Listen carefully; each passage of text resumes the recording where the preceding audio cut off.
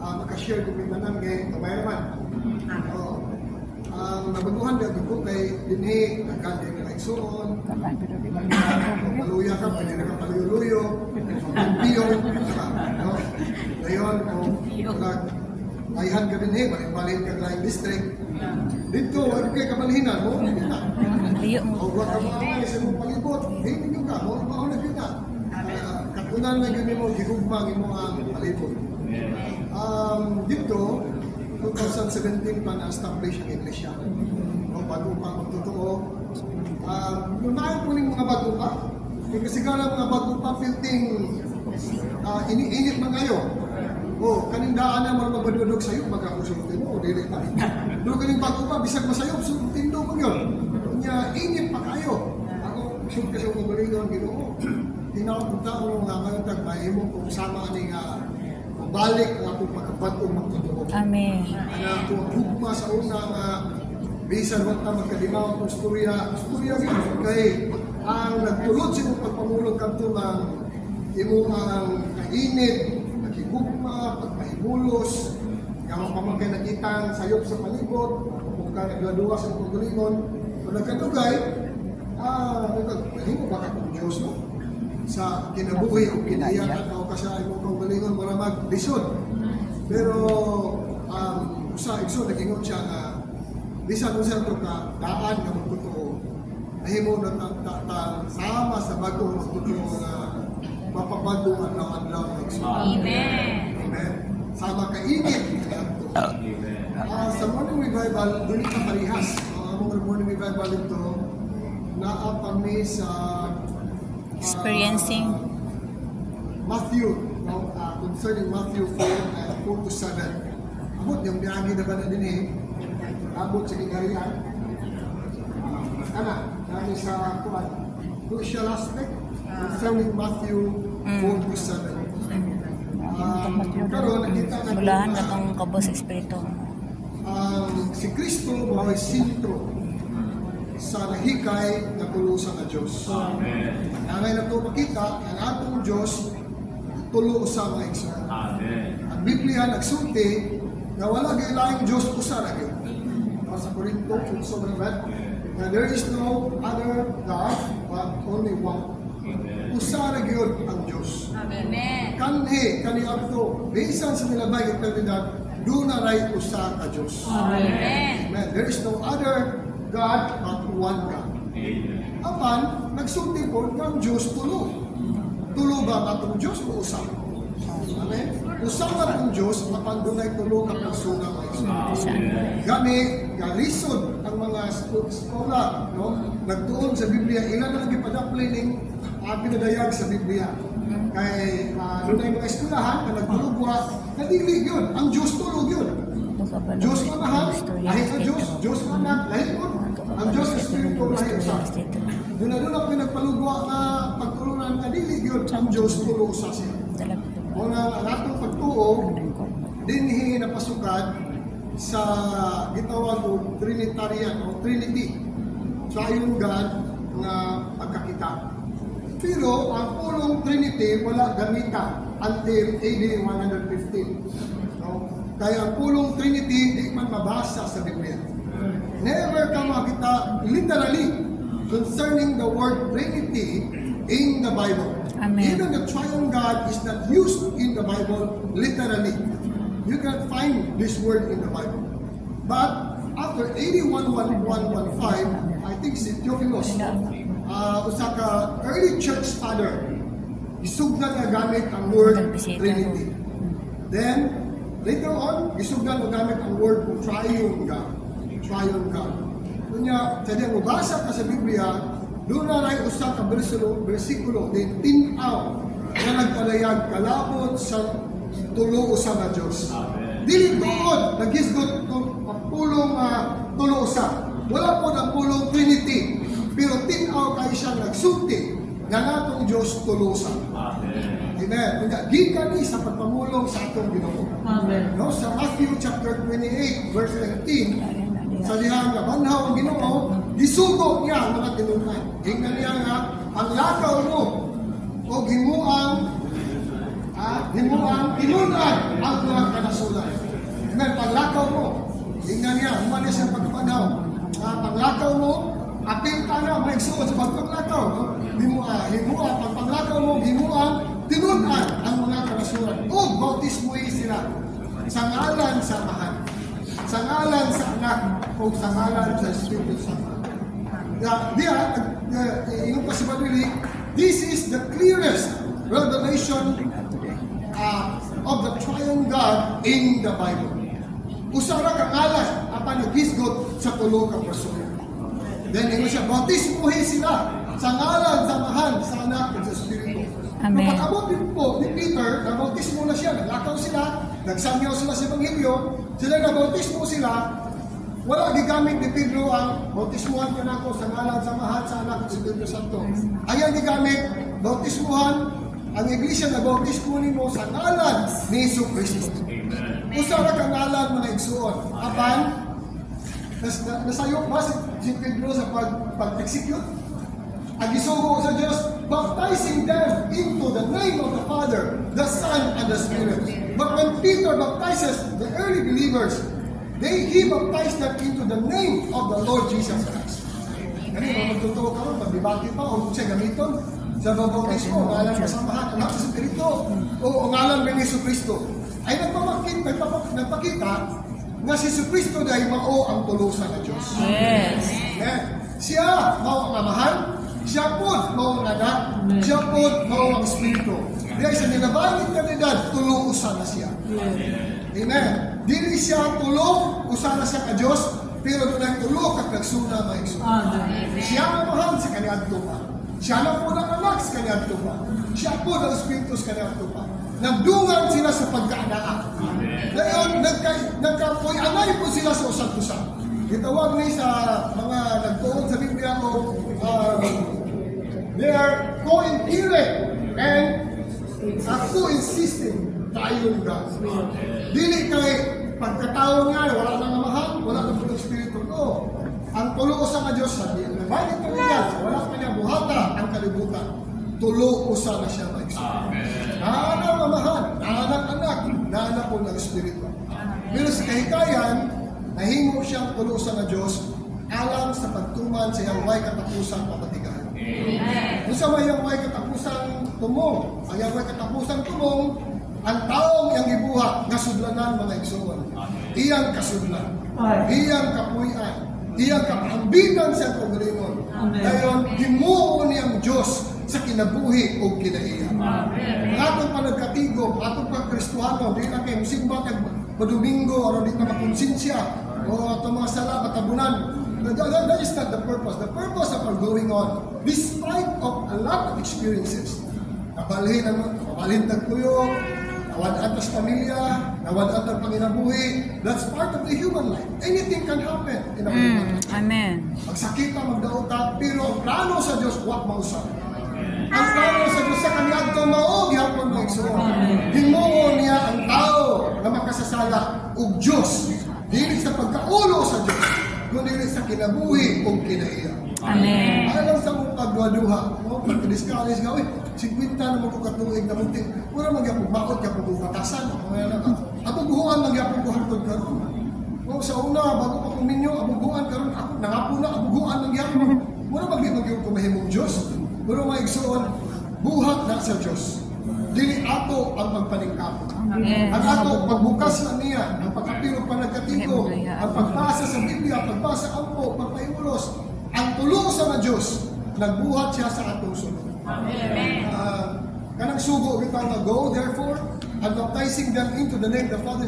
It does not mean, it denotes only two aspects of baptism. Number one is, baptismo sa tubig. Diin nagpakita na sa visible aspect. Yes. This is to testify. Amen sa makatao. Amen? To testify na doon ay nahitabo na ikaduhang aspeto. Kaning ikaduhang aspeto mo importante na igsoon. Bisa spirit. magkapila ka bautismuhan. Kasunod-sunod yan ang asawa na bautismuhan, imong amahan na bautismuhan. Bisa magkapila ka kaliguon sa ubos. Ug wala ning ikaduha. Naglisod, dili yung ka makasulod sa gingharian. plano sa Diyos, sa gingharian sa Diyos, kung mahimong Diyos kinabuhi kinaiya. Kaya muna sa tubig, that's testimony. That's just a symbol. Like atong tinapay o bingo atong ginom. Kulang ba naman ko kang Kristo nga atong gikaon adlaw-adlaw. Amen. Si Kristo atong gikaon di man makita. Yes. Kaya atong Amen. gipahimos ng Kristo di man makita. Kung atong gipahimutugan, matag Domingo nga nagkaon ko kang Kristo, matag adlaw tungod sa akong gikaon nga tinapay nga lagbay lang. Kadto po ikaduha ka espiritu sa pagbautismo sa tulo sang Dios sa atong sulod. Gipa pahimutugan siya sa tubig mga igsoon. Ang tubig panghimatulod lang. Amen. Amen? Apan ay kaduha nga bautismo, di mo'y una unta. Ayha ang tubig. Mao ang bautismo Sa Espiritu. Ang bautismo din nasagol ang tulo sa nga Dios sa atong sulod. Amen. Doon na gitawag sa organikong pagkausa sa Dios ug sa tao. Nahimutso ta pag-usap. Di na ta magtutuong sunod-sunod sa itong ginikanan. Di na ta magtutuo kay atong silingan nagpugos na to. Kundi nabautismoan kita sa atong sulod. Walang ka nabautismoan sa tubig, kundi nainom na to si Kristo sa atong sulod. Nausa siya sa atong sulod. Nag-anak pag-usab ang atong espiritu na isulod. Nagsugo na diha ug buhat ang Dios. Doon ang gitawag og Dios no pagpaambit. Adlaw-adlaw inhinay-hinay. Usbo na itong unahuna, usbo na itong pagbati, usbo na itong pagbuot, dahil madayag nila sa atong sinundayan, sa atong sinanginaan, sa atong sinundian tali sa itong pagkiatang asawa, sa kanan na napikuhan na igsuon. Kung adlaw-adlaw na siya mapuhog sa atong sulod. Amen mga igsuon. Tulusan na Diyos, nagkinahanglan siya po process. Amen. Kahikayan. Aron makapot niya na. Ang kahikayan, ang process, mo na siya crucial step in order to achieve the goal. Una, Diyos, nagpakatao siya, nahimo siyang pagpakatao siya, ganun sa ulog, kasi kalibutan karon every December, well, kabawang utana, nahimo siyang tao, sunod sa final sa mga katuig, then namatay siya, alang sa mga sala, then nabanhaw siya pagkabanhaw, nahimo ang spiritong tagatag kung kinabuhi. Kaya kanang spirituha, maunay ning sulod sa atong sulod.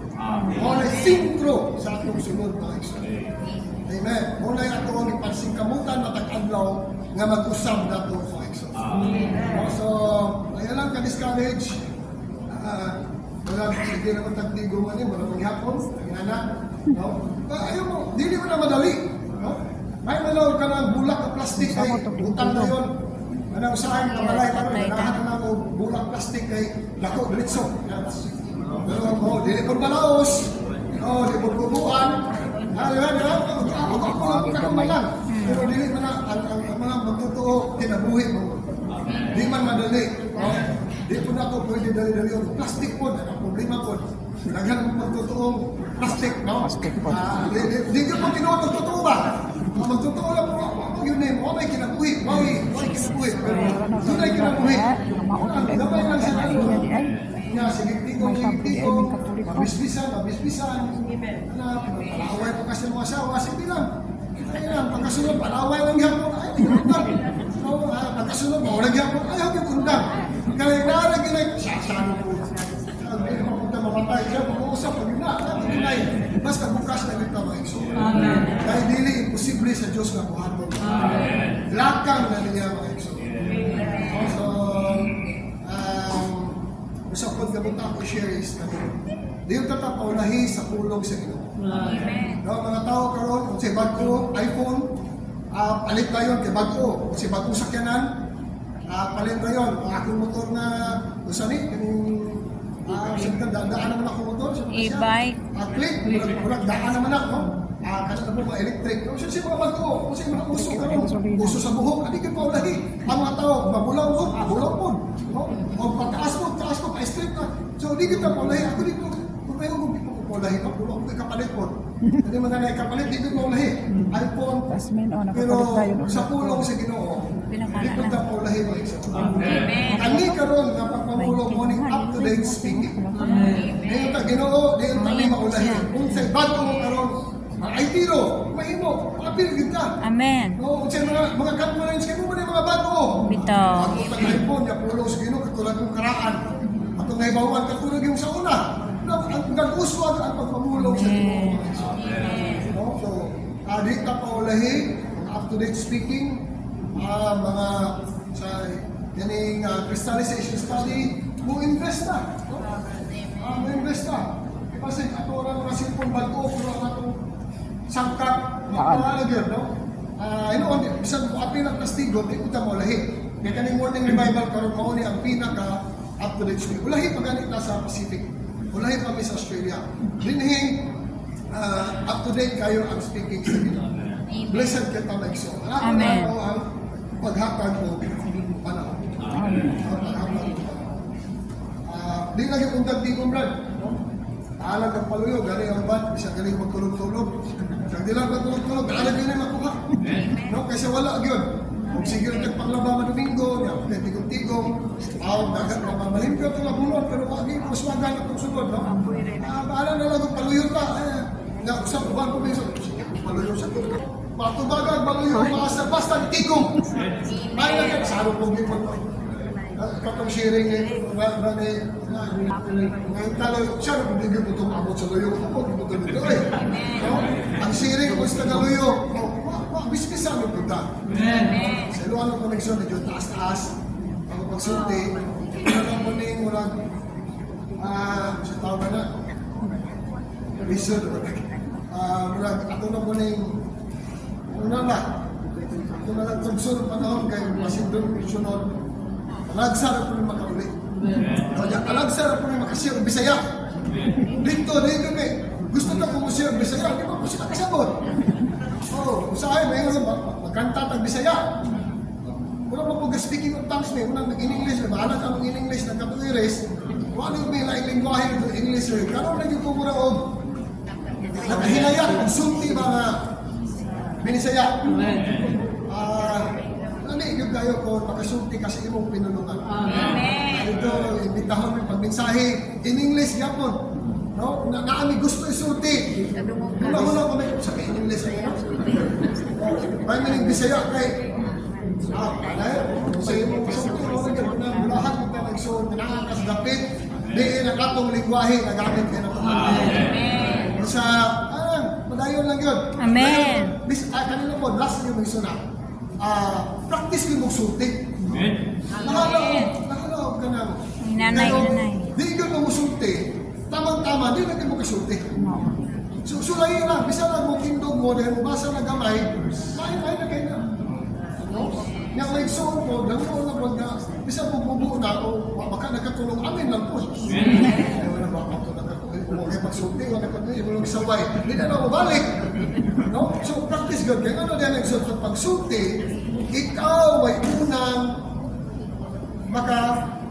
makapahimulos. Amen. Ikaw ay unang masakap. Ikaw ay unang mahayagan. Kanya, makaapil po kasi pagtukod. No? So, wala ba tayo na inikukod doon? Isip kita, di naman yung panahon sa pagtukod sa arka, di naman panahon pagtukod sa pisikal na tipo. Ano mo nag-aabot ka ng pagtutukan? Kita ba nagtukod asa po na kayo? Di po taon na tukurot sa sanis. Di po taon na tukurot sa ubang dapit. Di po taon kaikya sa sanis. Di mo na pwede. Kung asa ka tukutan sa Ginoo, anong dapit na? Diya ka una matukod. Kami na una ka matukod sa imong asawa. Sa imong pana. No? Na magtutugan, no? O sa imong pamilya. Then, sa tigo, kasama ani. Nga ang pagtukod din wala ni parintihay. Nga, ari ko tigo manig, puro lang ko parintinig. O ari ko tigo manig kay puro may negosyante din, mas namin ko dito ang pwede na. No? Sa iglesia, ibutang ko yung kasadapit, diin, pagkulong ka uban sa mga igsoon. Amen. Kanyang paagis pagtukod, dili inamiguhay. Yes. No? Sa iglesia, wala kami amigo, wala may special friendship.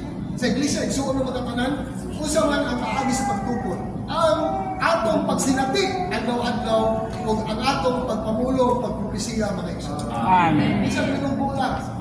Kaya pagsulti sa pinugbo, pagtukod sa usahan. Amen. Tukuran na yun.